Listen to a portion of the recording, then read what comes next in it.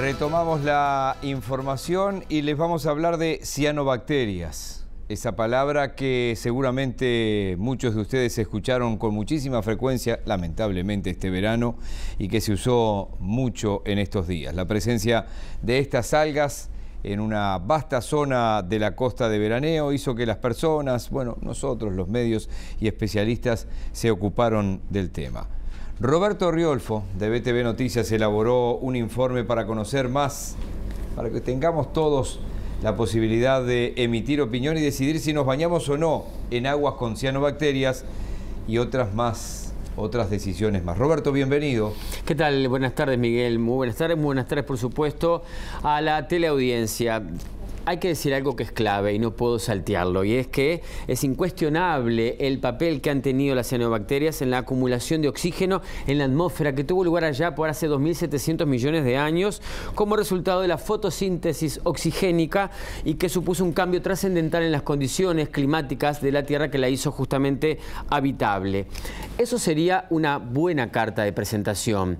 El tema es que se nos complica cuando nos enteramos que las cianobacterias eliminan toxinas. Para conocer más de ellas es que fuimos hasta la Facultad de Ciencias de la Universidad de la República y dialogamos con el especialista en el tema, me refiero al doctor Luis Aubriot. Son organismos que han sufrido un montón de circunstancias a lo largo de la historia del planeta y pueden soportar condiciones muy extremas y por lo tanto poder crecer en varios tipos de ambientes, incluidos los desiertos, Antártida, y océanos y agua dulce. En este caso, en el agua dulce, lo que ocurre es que se les está dando como una especie de ventana de condiciones favorables debido al sobreenriquecimiento del agua con nutrientes, debido a la actividad humana, agrícola, industrial, ganadera, etcétera, que aporta un exceso de nutrientes al agua, se produce un sobreenriquecimiento y estos organismos lo aprovechan para crecer. Principalmente esos nutrientes vienen de los fertilizantes, ¿no? De la misma manera que hacen crecer a las plantas para la agricultura. Hay un excedente que termina siendo barrido hacia los ecosistemas acuáticos y se produce el crecimiento masivo en el agua. El problema, decíamos, son las toxinas que estas desprenden.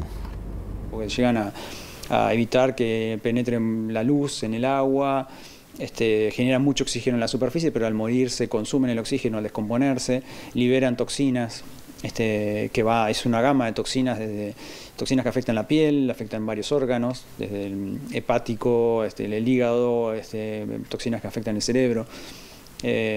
Y también afectan la fauna acuática y a los animales domésticos y a los humanos, ¿no?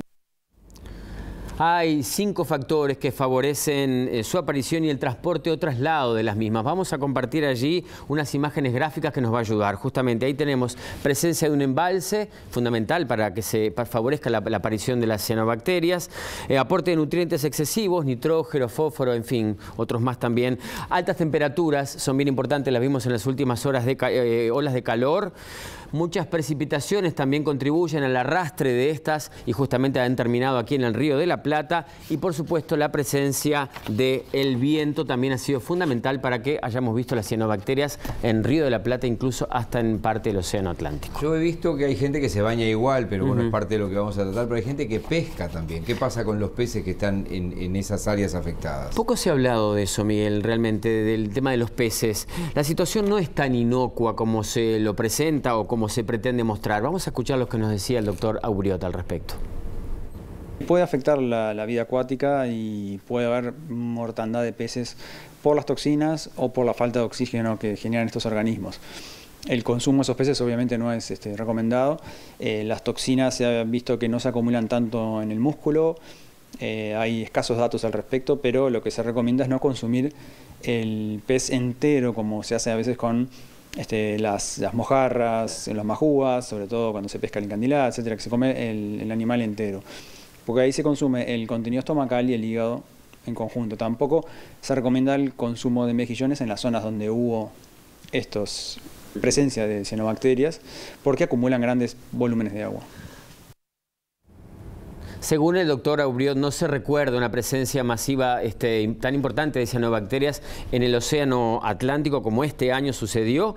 Entonces, por eso los estudios que existen son recientes y bastante escasos. Donde sí se comenzó una experiencia piloto es en la cuenca del río Santa Lucía, a la que se denomina Cuenca Inteligente. Es un proyecto de una especie de programa de monitoreo para la detección de estos organismos y el diagnóstico del ambiente en forma mucho más precisa a la que se hacía antes, la captura de datos de forma en tiempo real, y que puede abarcar muchos puntos y una gran cantidad de información. Eso nos permite tener un mayor conocimiento de cómo funcionan los ambientes acuáticos y cómo se comportan estos organismos con respecto a las variables ambientales, ¿no? a los cambios ambientales. Está en una etapa muy primaria, se están haciendo algunos experimentos piloto con una boya al menos, y la idea es un proyecto muy exitoso por los resultados que ha tenido, y la idea es poder aumentar la producción de estos equipos para que puedan ser instalados en otras partes del territorio. ¿Cuánto tiene ya este proyecto? Y este proyecto yo creo que ya tiene más de 2 años, 3 años. Se ha logrado instalar una boya y está durando más de 2 años instalada y emitiendo información y datos. Estamos en el análisis de esa información. Este fenómeno va en aumento, nos decía Aubryot, pero algunos países ya han trabajado para mitigarlo. Por ejemplo, Europa es el que está más avanzado. Los que están más rezagados son China, Estados Unidos y América. Vamos a escuchar lo que nos decía Aubryot. Responde un poco, por lo que interpretamos, a un modelo de producción, ¿no? Un sistema productivo que tiene una manera de manejo, una forma de manejo de los fertilizantes y de esos excesos de fertilizantes y agroquímicos que se utilizan, que terminan parando en los ambientes acuáticos y las cianobacterias lo terminan aprovechando, ¿no? Ese sería un poco el ABC de este fenómeno. ¿Cómo se puede mejorar la situación? Vamos a compartir ahora otros gráficos para ver un poquito más de qué forma se puede mejorar la situación. Ahí vemos el cárcel de un río de nuestro país. Esa zona que vemos a los costados del río se llama zona buffer, o sea, allí no se puede cultivar, hasta la vera de los ríos no se puede cultivar. Esa zona, o sea, hay que cultivar de ahí para adentro, ¿sí? O sea, si no, los agrotóxicos enseguida terminan en el río. El control de calidad de los residuos, lo vemos allí también. El manejo de los efluentes de las industrias, el saneamiento. Hay muchas ciudades cerca de cauces de ríos que no tienen saneamiento aún, y el control de la aplicación de fertilizantes. Yo he consultado al doctor Aubryot acerca de si se pueden recuperar los cursos que ya están afectados. El científico nos dijo que estamos en una zona compleja para poder resolverlo nosotros solos. Me refiero a la Cuenca del Plata que integran 5 países: el sur de Brasil, Paraguay, Bolivia, Argentina y por supuesto Uruguay. Vamos a ver un mapita allí. Ahí tenemos el mapa de nuestro país.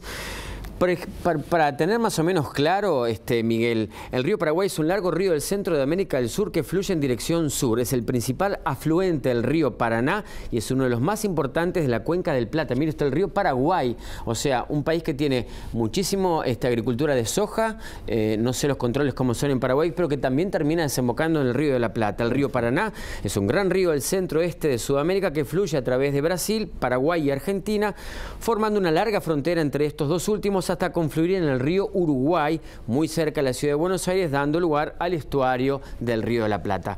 Todos los ríos entonces terminan aquí donde estamos nosotros y por eso nos pasó lo que nos pasó en este verano. Es la famosa hidrovía, ¿no? Es decir, que le permitiría y le ha permitido a veces a Paraguay salir al océano a través del Paraguay, Paraná, Uruguay y estuario. Como cosa positiva es eso sin duda, el traslado de los bienes, pero...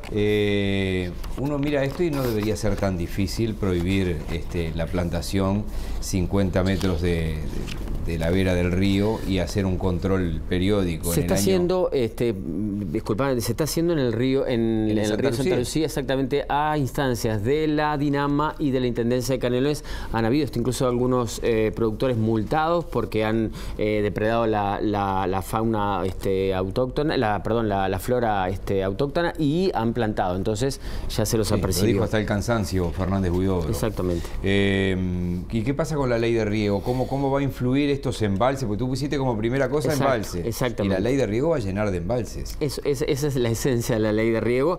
Vamos a recordar que el titular del Ministerio de Ganadería, Agricultura y Pesca, Enzo Benech, sobre octubre del pasado año, una disertación que hizo en ADM, decía que el Estado no puede seguir manteniendo sistemas de riego que no usa.